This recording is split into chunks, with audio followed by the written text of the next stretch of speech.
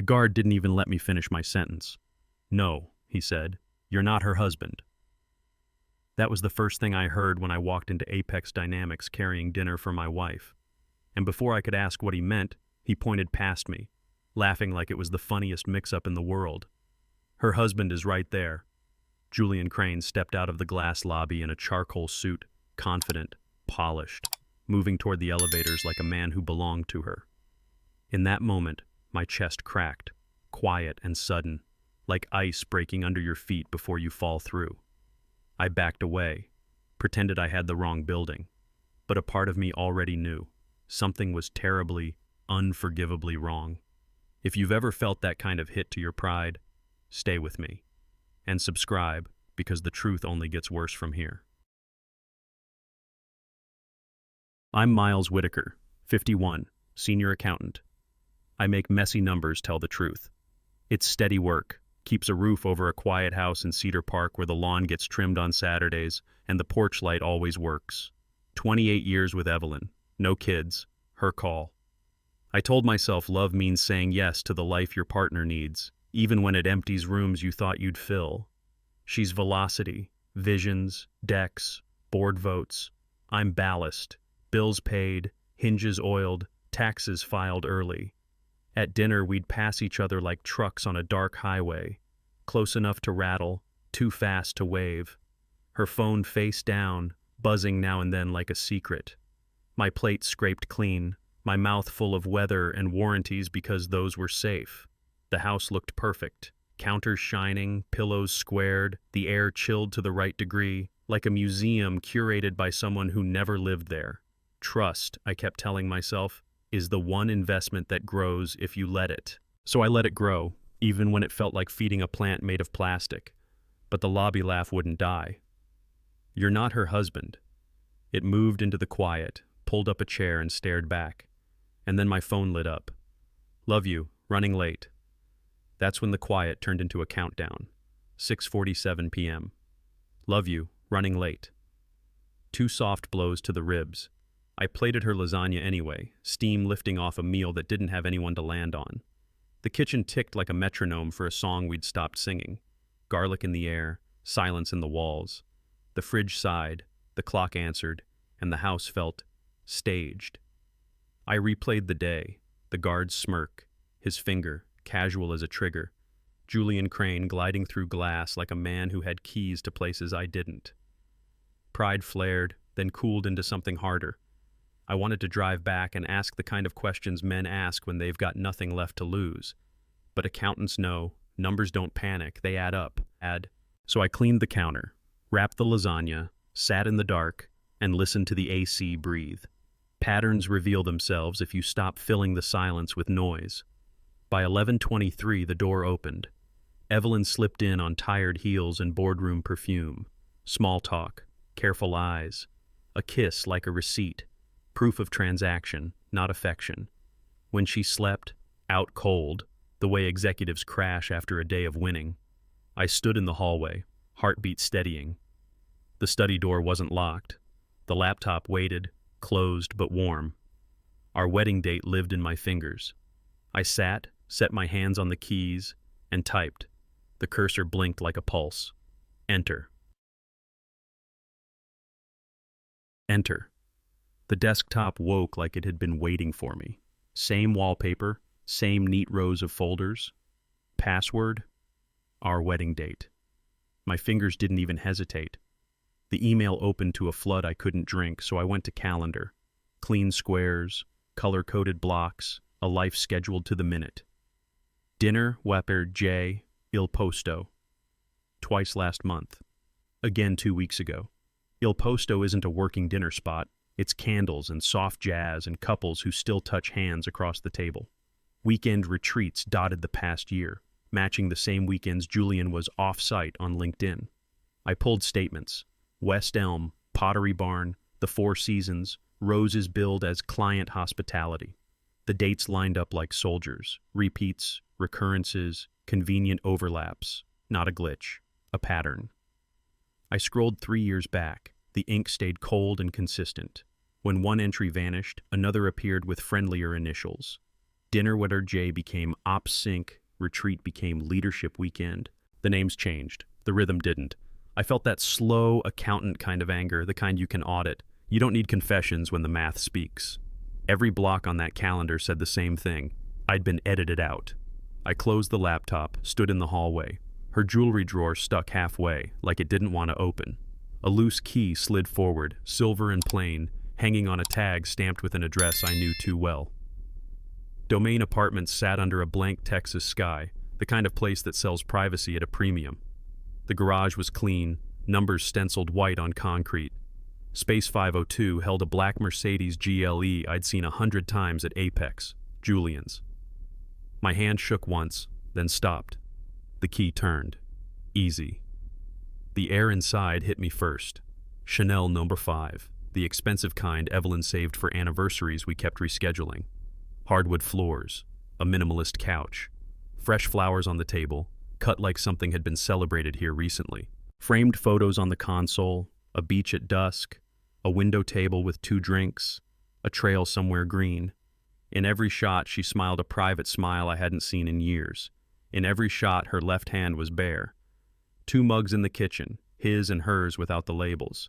Toothbrushes doubled up in the bathroom like they'd grown there. The closet told the rest. Her dresses hung next to crisp shirts I knew weren't mine, the spacing tidy, intimate, practiced. I touched the dresser to steady myself. My reflection looked back from a black TV screen, a man who kept a house while someone else built a home. On the dresser, beneath a watch I recognized from Julian's wrist, sat a folder in Evelyn's handwriting. Future plans. I didn't open it. Not yet. The room was already saying enough. And still, that folder breathed like a living thing, asking to be read. I opened the folder because pretending not to wouldn't save me. Evelyn's handwriting ran clean across the tab. Future plans. Inside, printouts of listings in Westlake, Cedar Park, Oak Hill, notes in the margins. Great schools by the lake. Close to Julian's parents. Kitchen I love. Not someday dreams, addresses, prices, showing dates penciled like appointments already kept. Underneath, glossy brochures. Santorini, Tokyo, New Zealand. A circle around a cliffside suite with honeymoon view scribbled like a joke meant for someone else. Then the legal memos. 3 firms. Consultation summaries. A timeline like a production schedule. File Q1, finalize Q2. Strategy bullets in a tone I recognized from board decks. Frame, lack of ambition, emotional distance, undermines career. It read clinical, efficient. I wasn't a partner to be grieved. I was a problem to be removed. Piece by piece, the story assembled itself with the cold logic of a spreadsheet. New house, new trips, new title for him, new narrative for me. She hadn't just cheated. She'd budgeted it, calendared it, staffed it. I stood there with that folder breathing in my hands, the apartment smelling like a celebration I was never invited to. If she got to write the script, I'd audit the book. I slid the folder into my bag. The feelings could wait. The numbers wouldn't. Back home, I opened the laptop I actually trusted. Mine. Joint accounts first. 3-year view. Regular deposits from both checks, steady as sunrise. Regular bills, mortgage, utilities, insurance, no surprises. Then the bleed, transfers, MESC, card payments that shouldn't have stacked the way they did. I built a quick ledger, month by month. The gap cleared its throat. 250 grand plus, gone where life couldn't explain it.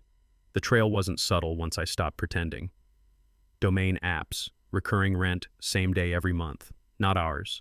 West Elm, Pottery Barn, Crate and Barrel, one-time spikes lining up with weekends she was off-site. 4 Seasons. Resort charge. Client hospitality roses billed the same night as Dinnerwater J Il Posto. I overlaid the calendar entries on the statements. They clicked like a seatbelt. I didn't need a text thread or a confession. The flow told the truth. Money left our house and furnished theirs. Miles paid for the couch I'd never sit on, the sheets I'd never wrinkle, the view I'd never see. Even the car washes on Julian's Mercedes showed up, clean wheels for a clean escape. I printed the summary, stapled it hard. The numbers had a voice now, flat, undeniable, merciless. I wasn't the villain in her file. I was the funder of her affair. The next step wrote itself. If math is testimony, it was time to put it on the record. The motel sat off the highway, neon tired and buzzing. I left the TV on mute so the room had a heartbeat. In the bathroom mirror, a middle-aged man stared back, shoulders a little rounded from years of leaning in, not away. 28 years faithful, and somewhere along the line I'd filed myself under miscellaneous, reliable, invisible, paid on time. I ran the tap, let cold water wake what anger hadn't. I thought about Julian's easy stride, about Evelyn's calendar written over my life like a correction. I could drive back tonight, kick down a door with words and grief, make a scene that proves nothing and fixes less. Or I could do what I do best, make the mess tell the truth. So I wrote a line in my head: dignity first, facts only, no yelling, no drunk texts, no midnight speeches that age badly by morning. I would move like a ledger, entry by entry, no drama, just balance. I dried my hands, stared down the man I still was, stubborn, decent, not done. The mirror didn't flinch, neither did I. When I turned off the bathroom light, the room felt steadier. The plan was simple and brutal. Strip the lies to the studs. Tomorrow I start. No more guesses. Evidence only. Let the truth carry the weight I've been lifting alone. Morning, black coffee, empty stomach. I opened a fresh folder and gave it a name that felt like a verdict. Screenshots first. Contracts, calendar blocks, receipts. I photographed the Il Posto charges, the Four Seasons weekends, the roses billed as client hospitality. Each file got a timestamp, a note. I don't raise my voice. I raise my standard of proof. Cloud app next. The camera hidden in that spotless apartment had its own quiet memory. I scrubbed through thumbnails until the images linked hands. Evelyn and Julian moving in a rhythm that didn't belong to me. Laughter. 2 wine glasses. A hand on the small of her back like a signature. I downloaded everything. No commentary, just pixels. Audio last. The tiny recorder I'd tucked into the dried plant on the console had chewed through an evening. I listened to clinks, whispers, then the line I needed. Evelyn, cool and certain. By January, it's done, then we announce. Not lust, logistics. I mirrored the drive onto a second USB, labeled each stick like evidence bags, printed a summary, clipped it hard, laid the stack flat. The room went quiet the way rooms do before a gavel drops. I closed the folder the way you close a coffin.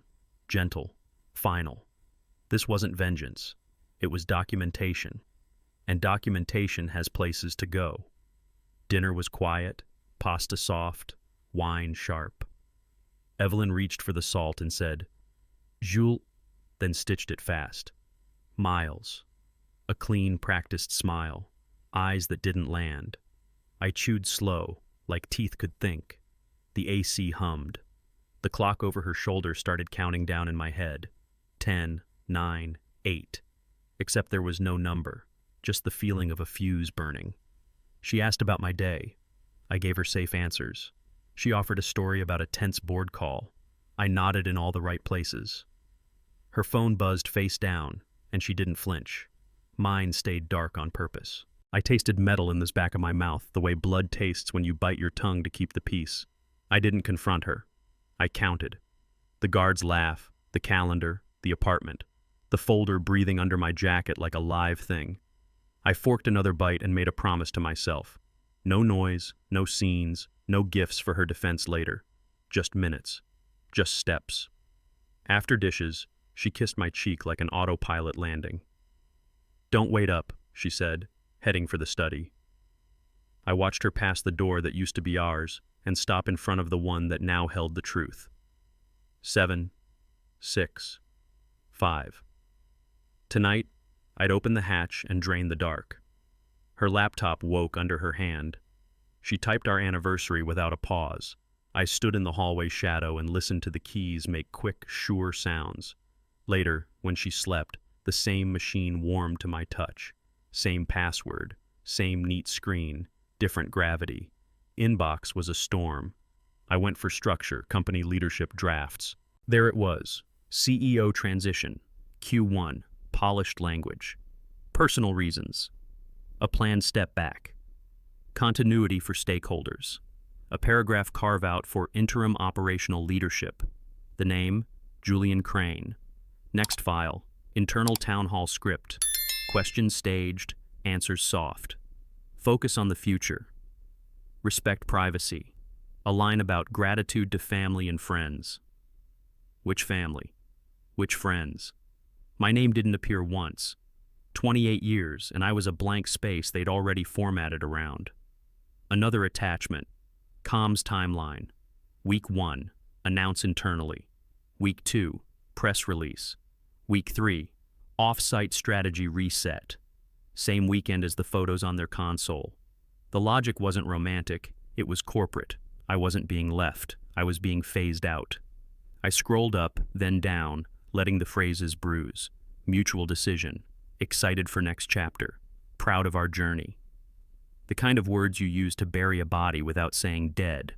I closed the lid gently, the way you close a casket. The house was bone quiet. In the silence, something colder than anger settled in. If the official story erased me, I'd make sure the record didn't. I went back to Apex to see if the files matched the air. Brian was at the desk, pouring coffee from a burnt pot, eyes fixed on anything but me. "Morning," I said. He nodded at the lobby, not my face. "I'm just doing my job, Mr. Whitaker." "I know," I told him. "Everybody is." He cleared his throat. "I see him every day," he said, softer. He didn't say the name. He didn't have to. The elevators sighed open, closed, open. A rhythm you learn if you stand guard long enough. On the corner of the desk sat a familiar paper bag, Osteria's logo folded in on itself, the one I'd left weeks ago. Someone had written on the top with a thick black marker. My name, Miles, was crossed out hard. Under it, in cleaner letters, Julian. It was such a small thing my body didn't know how big it was. Like finding your key still in the lock, except it's not your door anymore. Brian slid the bag toward the trash. "Maintenance missed it," he said, as if we needed a reason. "Thanks," I answered. The word tasted like pennies. The lobby looked through me on purpose. Respect isn't loud when it leaves. It just stops showing up. I turned to go, then stopped. "Brian," I said without looking back, "keep the cameras warm." He didn't respond. He didn't have to. The red light on the monitor blinked once, then held. Her name was Dana. We met at a coffee shop off Congress, the kind of place where everyone types and no one talks. She used to run ops finance at Apex. Now she freelanced and kept her hair tied back like someone who doesn't want to waste time. "I warned them," she said, fingers around a paper cup that had gone cold. "Preferential funnels. Budgets detoured to Julian's line. I flagged it. They called it vision." She smiled without humor. "Then they called me jealous.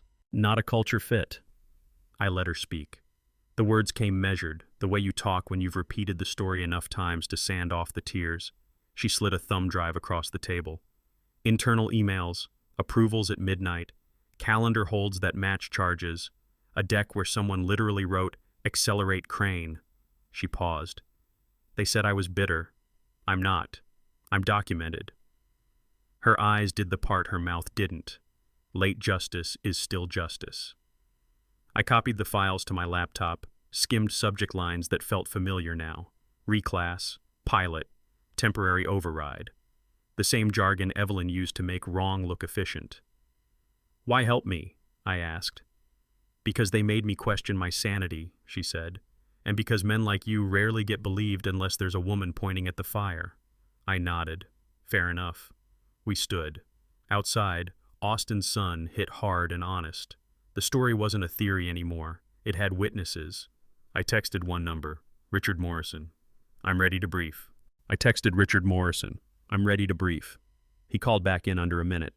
"No hello, just, do you have 30? "I have more than that," I said, opening the folder like a surgeon. Timeline first, 3 years, color-coded. Then the numbers, rent, travel, furniture, lined up against calendar blocks. Photos from 502, audio, Evelyn's voice, cool as policy. By January it's done. Then we announce. I let each piece land, no commentary. Silence on his end stretched thin. When he spoke, it was slow, careful. You understand what this means. I do, I said, and I have backups. Send me the packet, he said. All of it. I shared the drive. He stayed on the line while the progress bar crawled. Board procedure requires notice, he murmured half to himself. But this, we can't sit on this. Another pause. I'm calling an emergency meeting. Countdown started. 30 minutes for legal to wake up, 15 for calendars to reshuffle, 10 for whispers to find the corners of the building. He exhaled like a gavel. Mr. Whitaker, I'm sorry. Don't be, I said. Just keep the company honest. We hung up. The house was too quiet for a man who'd just moved a machine. I set the USB on the counter like evidence on a chain of custody, washed my hands, and chopped onions for dinner. If the gears were turning, they were going to hear me cook. The garage opened. Tires, brakes, a door. He must have called her. Evelyn walked in with eyes still wet and rimmed in red. She smelled like meetings, stale air and a perfume trying to cover panic. The pan hissed. Garlic and oil snapped like bad nerves. She didn't take off her coat. You called Richard? Her voice swung between steel and plea, looking for a place to land. I stirred the skillet and didn't turn. Dinner'll be ready in 5. Don't do that, she said, stepping closer. Don't act normal. Did you call him? I clicked the burner lower, let the quiet stretch until the house had to listen. I gave the board what they needed to do their jobs. She laughed once, small and mean. You're trying to destroy me. I'm trying to stop lying to myself, I said. The spatula tapped the pan. The clock clicked. Somewhere a pipe knocked in the wall. She waited for a fight I wasn't going to give her. Her voice dropped. What do you want? I set the spatula down, wiped my hands, and only then faced her. The truth. She blinked, swallowed hard, tried on 3 expressions, and kept none. You don't want the truth, she said. You want to punish me. I slid the manila folder onto the counter between us. Future plans. Her eyes hit the handwriting and flinched. Not punishment, I said, tapping the tab once. Inventory. The flame under the pan ticked, steady. She reached for the folder with a shaking hand. Open it. She opened the folder and read her own handwriting like it belonged to someone smarter. House listings, trips, legal timelines, strategies with my name filed under problem. Evelyn sat hard, the chair scraping tile like a warning. 28 years, she said, and the words fell heavy, no cushion under them. You wrote me as the obstacle, I told her. Not a husband, a bottleneck. Her chin trembled. The first tear didn't move me. The next 10 didn't either. Those weren't apologies. They were late fees. She started stitching a story, stress, pressure, the board, how love gets complicated at altitude. I let the excuses run out of gas. I supported every flight, I said. You built an exit. She covered her face, voice breaking. I didn't mean, you meant it enough to plan it. I stood, slid the folder back to my side of the counter, and felt the strangest calm, like a storm that finally chooses a direction. Where are you going? She asked.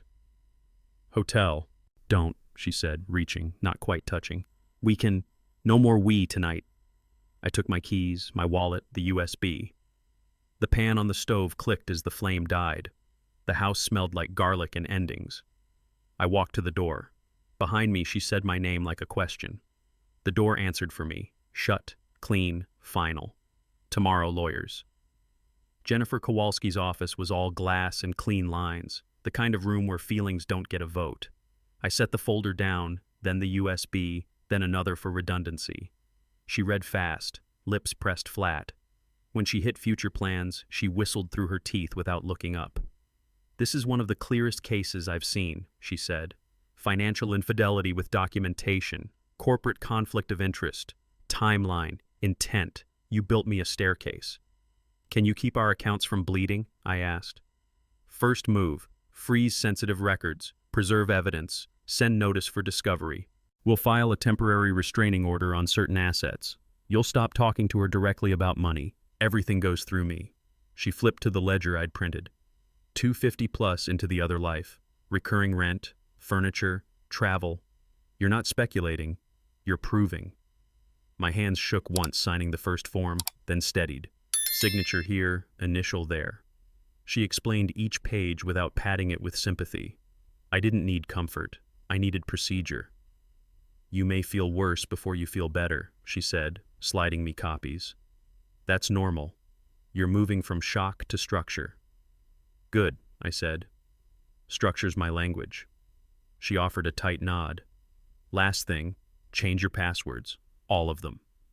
I stood, lighter in a way that had nothing to do with hope. Victim is a moment. Strategy is a choice. When I hit the sidewalk, Austin Heat slapped honest. I texted one line to Richard. Packet sent. Proceed. They didn't invite me. Good. I didn't want to sit in a room pretending this was complicated. Richard texted at 9:12 a.m. Board convened. Stand by. At 9:26. We're escalating. Need forensic. I pictured the long table, the polite knives, the legal pads lined like runway lights. Somewhere a general counsel cleared her throat. Somewhere a VP stared at his shoes. My phone buzzed again. Interim actions now. Another. Julian. Suspended pending review.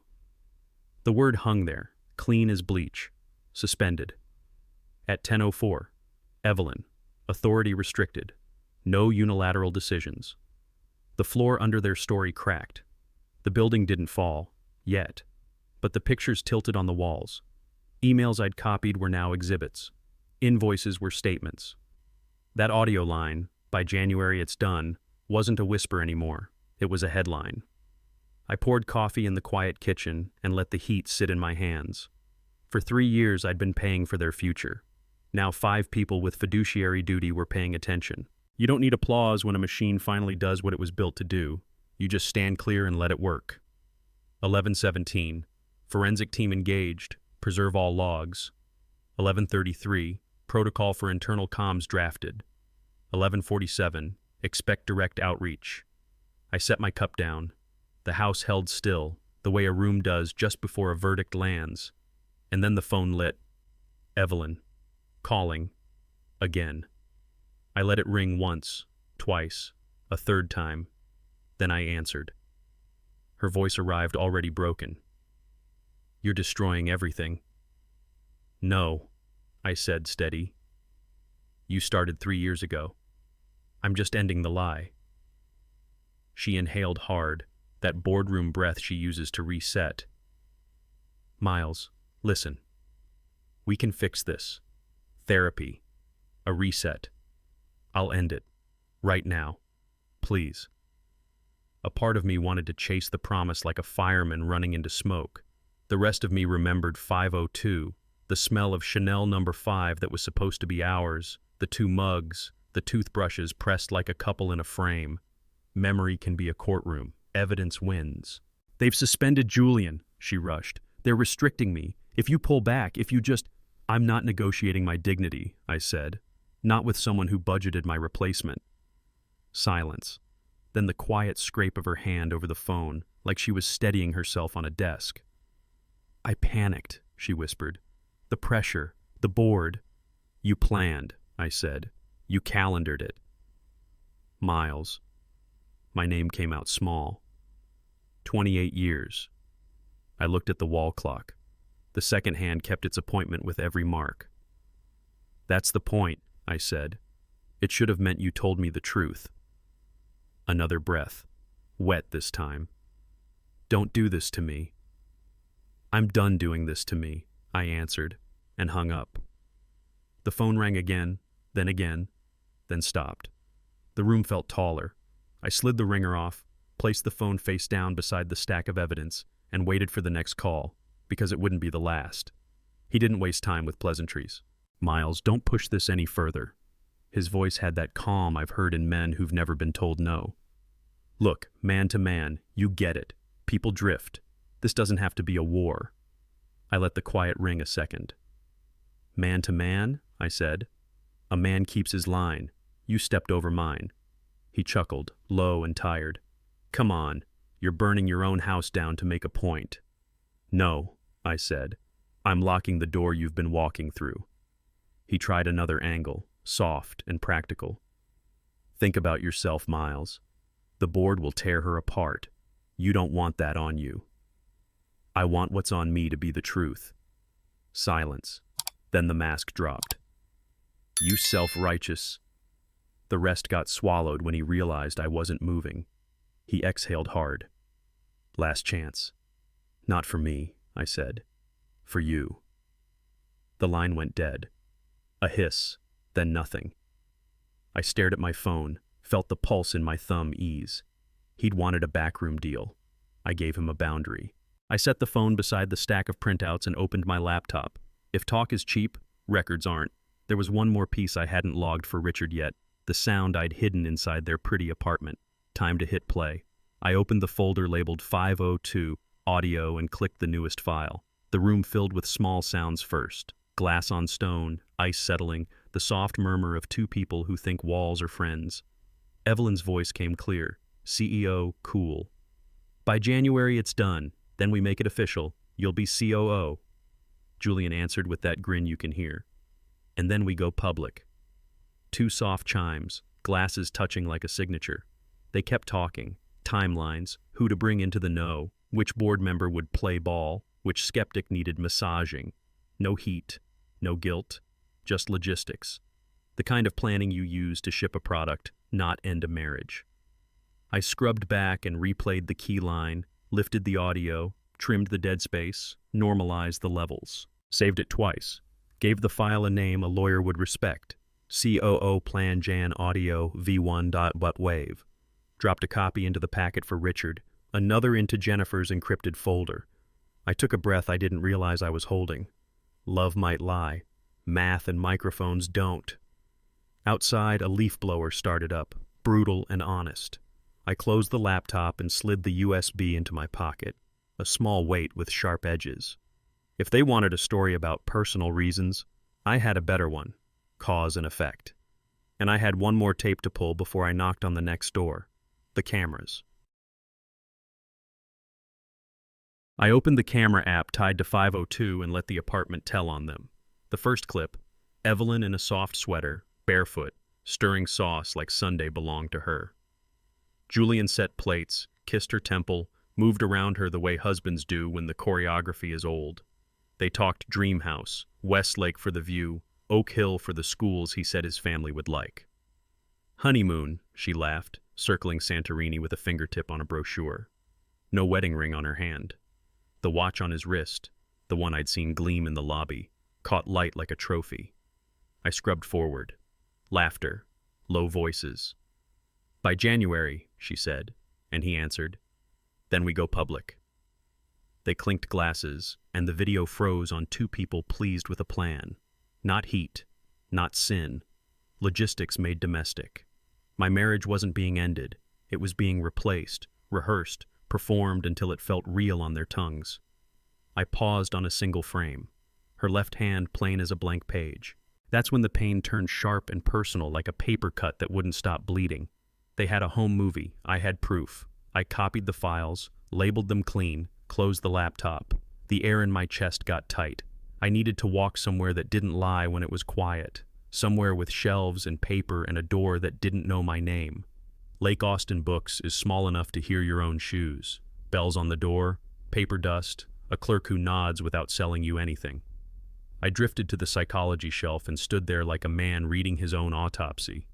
A voice beside me, even and kind. If you want something practical, try After Betrayal. It's not soft, but it helps you breathe. She was mid-30s, hair pulled back, an ink smudge on her thumb like she'd been unpacking boxes. A simple name tag, Amy. No pity in her eyes.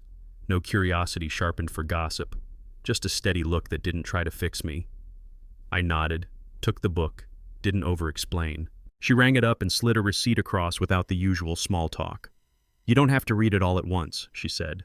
Just enough to make it to tomorrow. Outside, the lake wind came clean. I pulled my wallet to tuck the receipt and found the motel keycard sleeve. Neon cheap, the kind that sticks to your fingers. I peeled the label off and tore it in two, then again, then let the pieces go in a trash can with a slow lid. It wasn't victory. It was air. A small, honest inhale. Back in the car, I set the book on the passenger seat. For the first time in weeks, I didn't feel chased. I just drove. Nowhere urgent, nothing to hide. Letting the afternoon be ordinary on purpose. Ordinary felt good for one afternoon. Then I got to work. I listed furniture online, clean photos, fair prices, cash only. I opened a separate checking account, new bank, new branch, no shared logins. I changed every password I owned, email, cloud, credit, the garage opener for good measure. I pulled files from the office, labeled them straight, and set them in the safe with 2 USBs, a printed ledger, and a copy of the town hall script. If I disappeared tomorrow, the evidence wouldn't. I texted my sister, "Karen, if I go quiet, call this lawyer." I added Jennifer's number, Richard's, and the sheriff's non-emergency line. I forwarded key emails to an alias Evelyn couldn't guess. The phone kept buzzing with her name. I slid the ringer off and set Do Not Disturb like a door bolt. I packed a go bag, 3 shirts, spare charger, the book Amy sold me, Advil, a fresh notebook. I canceled the joint credit card and left her a separate line with a low limit. Courtesy, not trust. The house sounded different with the ringer dead and the printer warm. At 7:10 p.m., I booked an appointment with Dr. Sarah Chen. Tomorrow, 9 a.m. 1 seat, 1 story. I stood in the kitchen, hands flat on cool stone. The room felt locked from the inside now. The only thing left that could ambush me was in my own head. Tomorrow, I opened that door too. Dr. Sarah Chen's office smelled like coffee and clean paper. No art trying to tell me how to feel. She let me sit how I wanted, hands clasped like I was gripping a railing in rough water. "Miles, you're allowed to be angry," she said. "Say it out loud." So I did. I said 5:02. I said Brian and his careful eyes. I said lasagna for one and the clock over the stove that kept perfect time while I lost mine. I said future plans in Evelyn's neat handwriting and how it turned me from a husband into a roadblock on a project plan. She nodded like a metronome.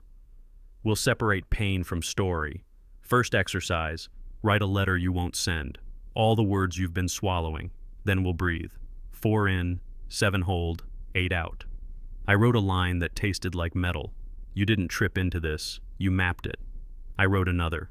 "I loved you enough to disappear. I'm done disappearing." The breathing didn't fix anything. It made room. "Name it," she said. "What hurts?" "Being edited out," I answered. "Paying for the replacement. Being told I'm cruel for wanting accuracy." She slid a card across. "When you spin, read this. Facts over feelings. Boundaries over bargaining." I left lighter, not happy, like setting down a box you shouldn't have been carrying alone. Outside, the sun hit my face and didn't lie. My phone vibrated. Unknown number. I answered. "Mr. Whitaker? This is Richard. We need to meet. Today." Jennifer moved like a metronome. "Discovery request filed," she said, tapping keys. "Next, freeze the questionable accounts." She read off the last 4 digits. I confirmed. "We're preserving everything. Bank statements, card logs, expense reports. And I'm sending Apex a litigation hold for internal emails, timestamps, deletions, access logs. If someone tries to clean house, we'll see the mop." I initialed pages till my hand cramped. Power of attorney limited to finances. Authorization to request corporate records. A notice to the credit bureaus. Each signature felt like stacking sandbags against a river I pretended wouldn't rise. "Countdown," Jennifer said.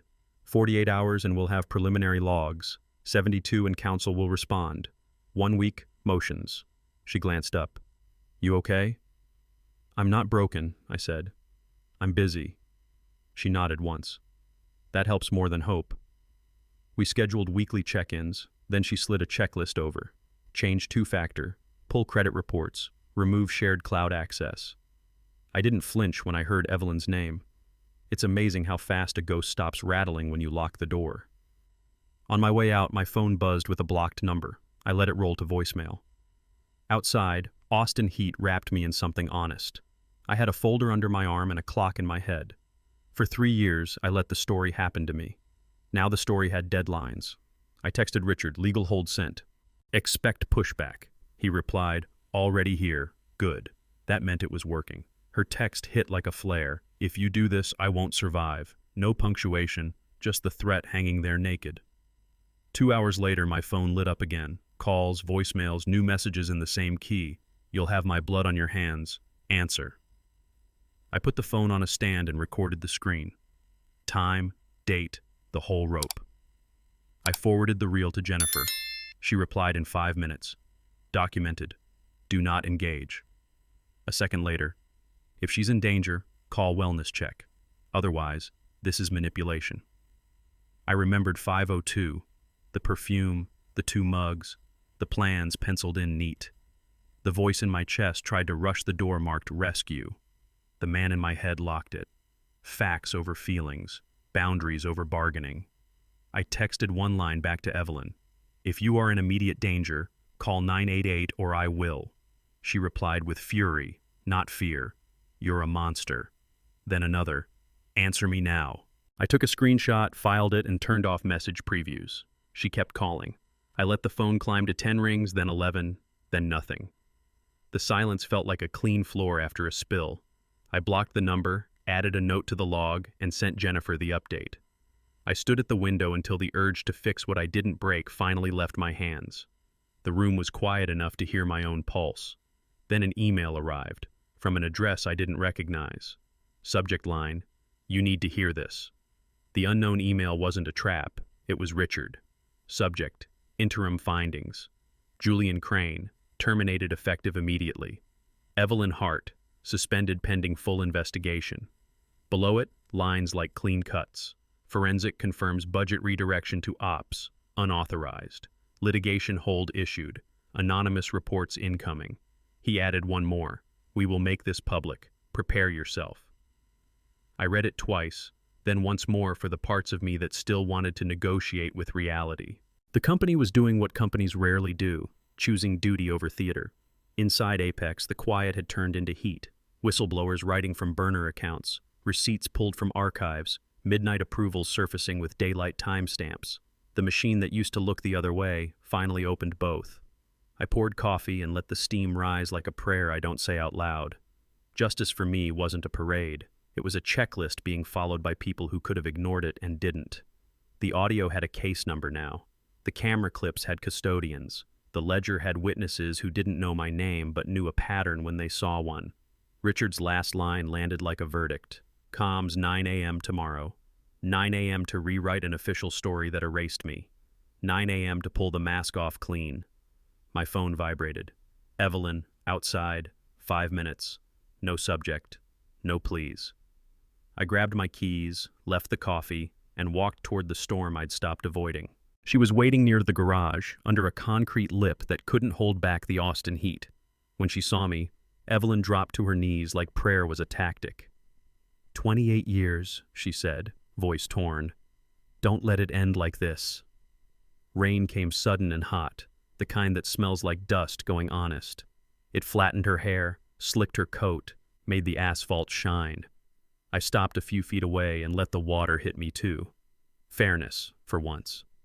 This isn't a mistake, I said, calm as a closing balance. It's a strategy. You wrote it. She shook her head hard, a gesture for a camera that wasn't there. I panicked. I was stupid. I was lonely.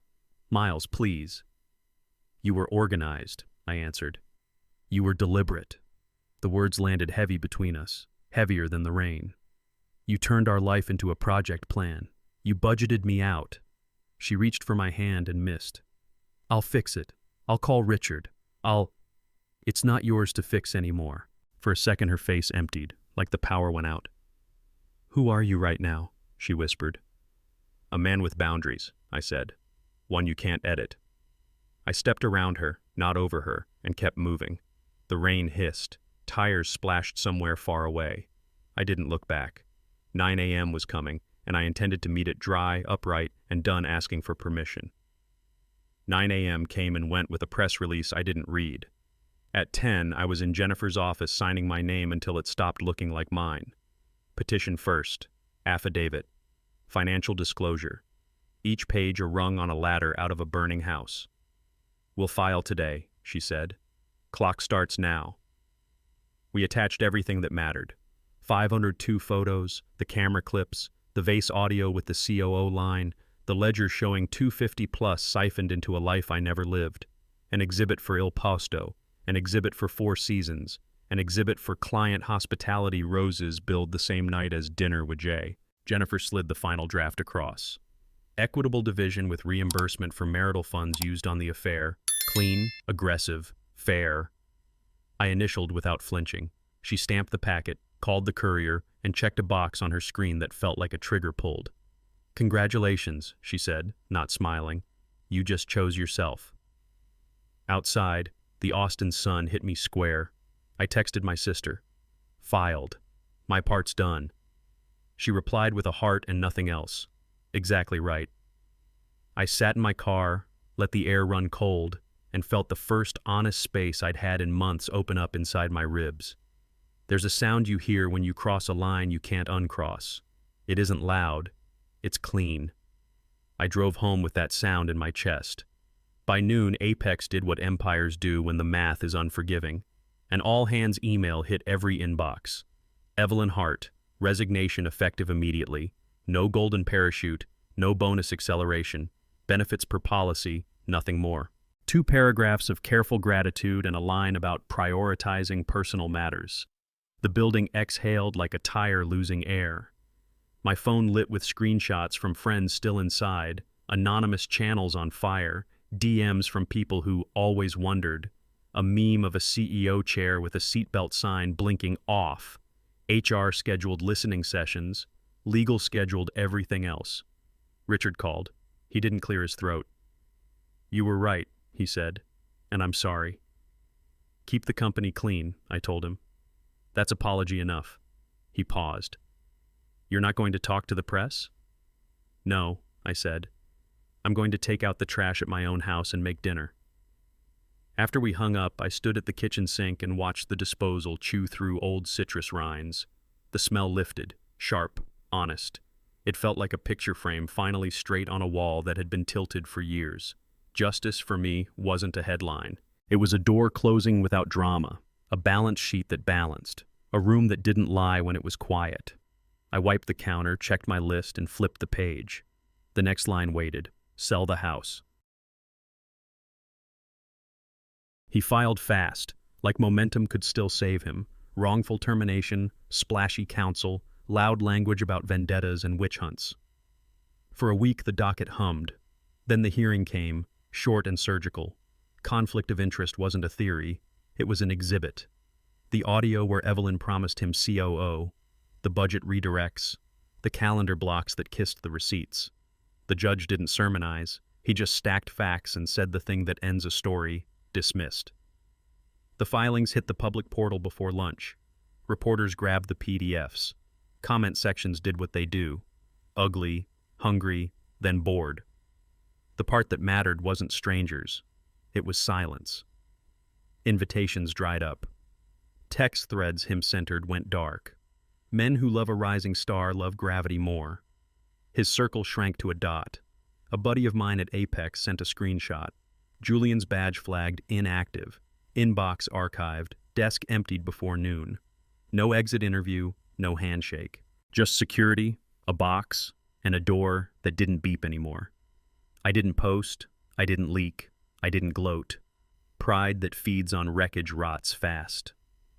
I made dinner, paid bills, and felt something clean. Not triumph, just alignment. The truth stood up in a room with rules and didn't need my voice. Before bed, I checked one last thing. The listing draft for a house that had stopped being home. The agent texted at 7:02 a.m. "We have buyers." The appraiser walked through with a tape and a poker face. Square footage, roof age, foundation lines. He didn't ask about ghosts in the drywall. We priced to move and the offers came quick. Young couple, good loan, clean contingencies. I signed the acceptance and felt the first hinge loosen. Packing was arithmetic. Keep, donate, trash. I wrapped a few wedding photos in bubble and then unwrapped them. The faces looked like people I once knew. I left most in a box labeled house items, a soft lie so no one asks why a box of history never made it out the door. On closing day, the kitchen felt like a set after the show. Counters wiped to a shine that said no one lives here. I laid the keys on the island, front door, garage, side gate, lined like silver bones. The AC clicked, then settled. The fridge hummed once and went quiet. I walked the rooms one last time. The dent in the hallway baseboard from moving the old dresser, the sun stain where a rug used to be, the spare bedroom that stayed spare. I stood in the doorway and listened for anything I needed to hear. Nothing spoke. At the threshold, I pressed my palm to the wall and didn't pray. The door closed behind me with a soft seal, a sigh, not a slam. I put the keys in the buyer's envelope, pocketed the receipt, and turned toward what comes next. A smaller place, fewer echoes, and only my name on the lease. The condo was small and honest. Sun came in without apology, landing on a plain wood table and a lamp with warm light that made evenings soft instead of staged. No cameras, no shared calendars, no perfume that belonged to someone else's life, just the burr of a coffee machine in the morning and the click of a clean lock at night. I unpacked slow. 3 plates, 2 mugs, 1 skillet that didn't know any history. The closets didn't argue when I opened them. The bathroom mirror gave me back my face without a footnote. I cracked the window, and the lakeside wind slipped in like a friend I hadn't seen in years. No small talk, just presence. I didn't fill the silence. I let it stand. The quiet here didn't accuse or hide. It held. I made coffee, stood barefoot on a cool floor, and watched steam rise from a mug that had no initials but mine. Safety doesn't arrive with fanfare. It shows up as an ordinary morning that doesn't lie. I wrote the Wi-Fi password on a sticky note, stuck it to the router, and laughed once at the luxury of simple things. The old house had secrets. This place had air. My phone buzzed. A brunch text from a name that didn't hurt to read. Amy, 11 a.m.? I typed back, yes. Then I opened the window wider. We met at a corner cafe that smelled like butter and clean plates. Amy waved without the performance people use when they want credit for kindness. Real smile, no armor. 11 okay? She asked. It already was. We ordered simple, eggs, coffee. I told a clipped version of the story, a guard's laugh, a crossed-out name on a takeout bag, an apartment that smelled like someone else's life. She didn't gasp, didn't hunt for villains or angles. She listened the way you hold a door, steady, no rush. Sounds like you kept paying the bill long after the meal was over, she said. Not cruel, accurate. I nodded. We let silence sit with us a minute, companionable, not heavy. The room carried on, silverware, low talk, sunlight sliding across tabletops. This is what it feels like to be seen without being studied. I don't have advice, she added. Just a chair here when you need one, and a book list if you want it. Maybe the chair first, I said. We paid, no dance about it. Outside, the air was bright enough to forgive a little. We walked to the corner and stopped like people who might do this again. My phone buzzed. A calendar reminder I'd set myself. Write the letter you won't send. Amy glanced at the screen and smiled. Good one, she said. I smiled back, and for once it didn't feel like work. Dr. Sarah's assignment sat on my table like a debt. Write the letter you won't send. I pulled a legal pad, dated the top, and let my hand move before my head could bargain. Evelyn, I used to love you enough to disappear. I said yes to your calendar, your deadlines, your altitude, until I couldn't find ground. But I choose me now. The words came in short lines, not poetry. Inventory. You didn't trip into this, you mapped it. You made a budget for leaving and charged it to us. I'm done funding it. I'm done being the blank space your story wraps around. I wrote the thing I was avoiding. I forgive you for what you are, not for what you did. I forgive myself for staying too long. Then I stopped. No flourish, no verdict, just enough truth to stand up on its own. I folded the pages once, then twice, slid them into a plain envelope with no name. I didn't seal it. I placed it in the back of a drawer, turned off the lamp, and sat with the quiet until it stopped feeling like punishment. A long breath left my body like a tenant moving out. Not relief, vacancy, space where noise used to be. I didn't hit send. That was the point. The cord cut cleaner when you keep the scissors in your own hand. Tomorrow, groceries. Ordinary on purpose. I went for coffee and greens, nothing heavy.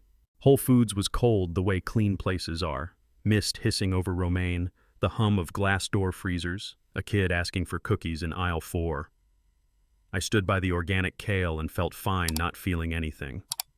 Then she was there, Evelyn, thin in a way stress carves, eyes ringed like sleep had started charging her interest. She reached for a bunch of parsley and our reflections met in the stainless panel behind the herbs before our eyes did in real life. 1 beat. 2. I gave a small nod. No charge to it, no message. She opened her mouth, then closed it, like a sentence that couldn't pass quality control. Her left hand was bare. Mine was steady on the cart. We didn't step closer. We didn't trade lines from old scripts. The store misted the greens again, and the sound filled the space where a scene might have gone. I moved left. She moved right. That was that. Forgiveness didn't show up as a speech. It showed up as no need to add another chapter, no appetite for a post-mortem. Just letting the story end where it ended, without a sequel, without an audience. I grabbed coffee, paid at self-checkout, and walked out into a sun that didn't lie. The bag was light in my hand. The door slid closed behind me and stayed closed. The message landed at 9:14 p.m., number I didn't recognize. I'm sorry, Miles. Another bubble. I knew she was married. I told myself love justified it. Then a paragraph about mistakes, pressure, chemistry, like you can notarize betrayal with adjectives. I read it once, not twice. I didn't type a response, didn't give him a soft place to fall. There's a kind of silence a man earns, the kind that keeps your dignity from bleeding out through your thumbs. Dr. Sarah's card sat on my desk, facts over feelings, boundaries over bargaining. I set the phone beside it and let the 2 lines sit together like a decision. He wanted absolution in a text thread, a quick rinse so he could sleep. I'm not a laundromat, I'm the witness. And witnesses don't hug defendants in the hallway. I archived the thread, turned off read receipts, and put the phone face down. Some things arrive so late they're not messages anymore. They're museum pieces. You don't interact, you observe, you move on. The condo was quiet enough to hear the fridge settle. Outside, the lake wind worked the trees. For the first time in months, I didn't feel dragged into someone else's story. I felt parked, engine off, keys in my own pocket. I turned out the light and let the dark keep its own counsel. Morning would come without anyone's permission, including mine. The kettle clicked off, and the condo filled with that clean smell coffee makes before it forgives you for yesterday. I opened the news, sound muted. Headlines scrolled by like strangers on an elevator. Nod, no conversation. The curtain lifted and fell in the lake breeze, an easy breath I didn't have to earn. I stood at the window with a mug that warmed both hands. Down on the path, a neighbor walked a dog that stopped to stare at a squirrel and renegotiate its priorities. Somewhere a bicycle chain whispered. The world did what it does when you're not trying to steer it. My phone buzzed. Amy. Today's beautiful. I typed back without thinking, the way you answer when your body gets there first. It is. A small smile found its way to my face and didn't ask for applause. I took a sip. The coffee didn't fix anything. It didn't have to. It just tasted like coffee. The lock on my door clicked true. The to-do list on the counter had ordinary enemies: laundry, groceries, oil change. I could feel the shape of a day that didn't need a plot twist. The curtain moved again, up, down, like a nod. I nodded back, a grown man thanking a quiet room for telling the truth. Freedom wasn't fireworks. It was a hot mug, a light wind, and a message that didn't hurt to read. I set the cup down and let the morning stand, unedited. I lost a marriage. I kept myself. Ew. And that's the ledger that matters. The truth didn't fix the past, but it gave me a future. No fanfare, no applause, just a clean table, a lock that clicks true, and a version of me that no longer asks for permission to exist. If you've ever been erased quietly and chose to stand back up instead of scream, tell me. Not for sympathy, not for revenge, just so the world knows that survival isn't always loud, but it's always brave. Drop A in the comments if you've ever rebuilt yourself from silence, from scraps, from nothing but your own name. Tomorrow will be ordinary. Coffee, wind off the lake, a message that doesn't hurt to read. That's not an ending. That's a starting line. And when the day asks who I am, I'll answer without stuttering. Miles Whitaker. Account settled. Dignity intact. If this story mirrored something in you, don't scroll past. Let me know I wasn't the only one. Let someone else know they're not alone either.